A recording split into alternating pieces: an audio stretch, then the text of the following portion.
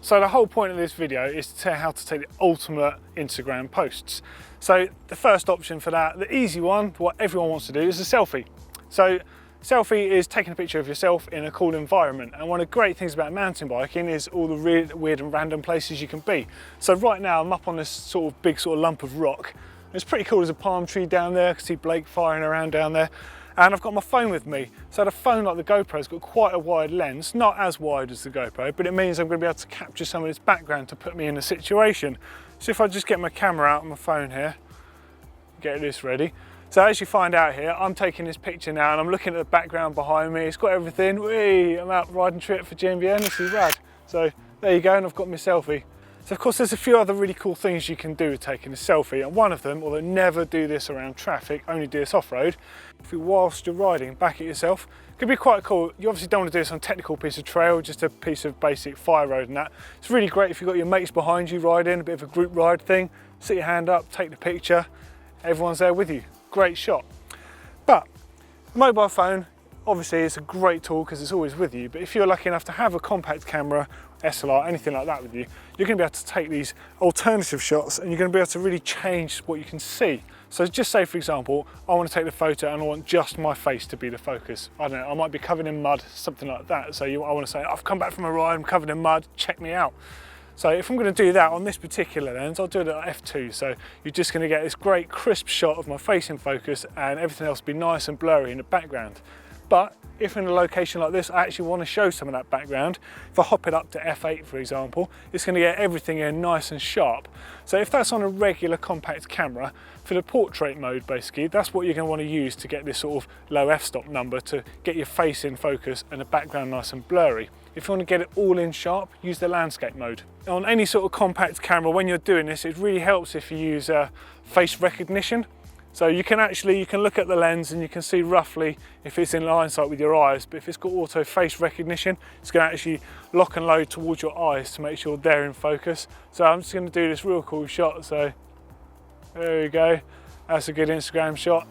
And that's pretty good, just looking at the results of that. I'm nice and sharp, you can still see some of this background here.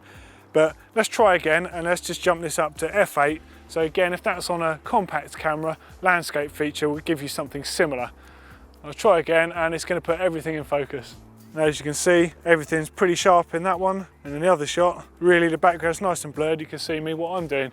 So just have a think about this with Instagram, because certain things are really cool, like the muddy face back from riding makes a great portrait shot, and if you turn it to black and white, it can have a real striking sort of look to it, a little bit different to what everyone else is doing too. This can be quite hard to do, and there's various different ways you can do it. So obviously with a phone, you're pretty limited to what you can do, but you can get these really small little gorilla pod type devices that hold a phone, and you can suspend them from a tree or something similar and use the self-timer feature. It'll take a few goes, but you can get some alright results with it. The next step up is to use a GoPro. Now a GoPro, obviously they're really versatile. You can have it recording video and take still images from that. You can use the time-lapse feature, which is one of Blake's favourites. Of course, you can use the self-timer. Now, having something like a gorilla pod, they do them in various sizes, and you can attach the GoPro mount to it. It means you can either just set it up on the trail, or you can wrap it around a tree, a post, get it into some really good creative spots. So this is great. And if you want to go one step further, you can use those or a tripod in combination with a compact camera and the self-timing feature on that. You can also pre-focus with those sort of cameras. So the best way to do that would be to put your bike upside down on the trail at the place you want to take that shot. Pre-focus in manual mode, so it's set.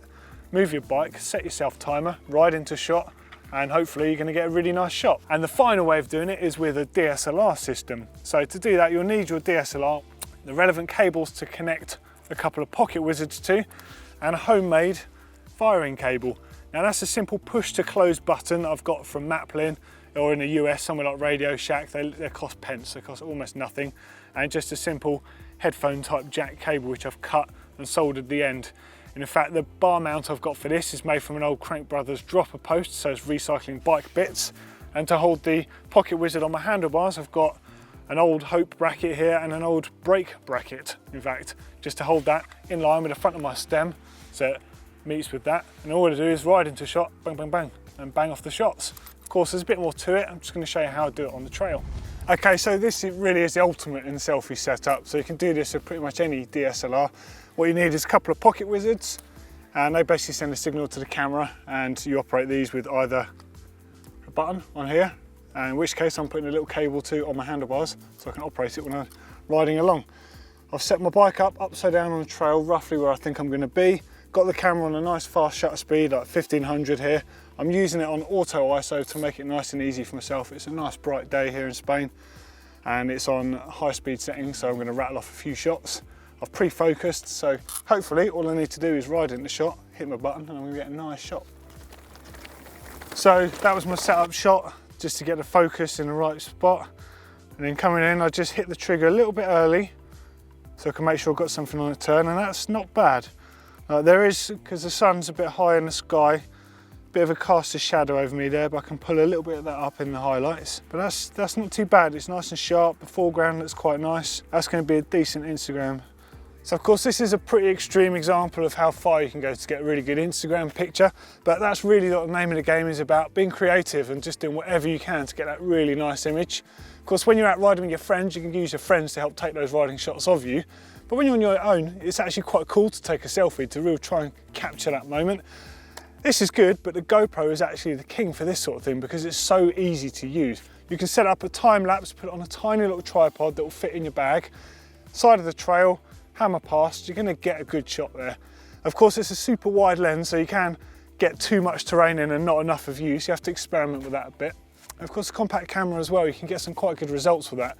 You're never going to get an action shot as detailed as this because I'm directly in control of when I want to take that photo. But if you want to take a nice shot of like big terrain with you in that terrain, you can get a really good result with that. Just be persistent and get learning. Hopefully this video on making the ultimate Instagram selfie has been helpful for you guys. We'd love to see your effort, so don't forget to tag us on Facebook and on the Instagram page. And of course, if you want to see part 1 of this video, click down here. And if you want to see a video on making your own riding video edit in the same sort of vein as this, click over here. As always, click on the globe to subscribe, and if you like the video, give us a thumbs up.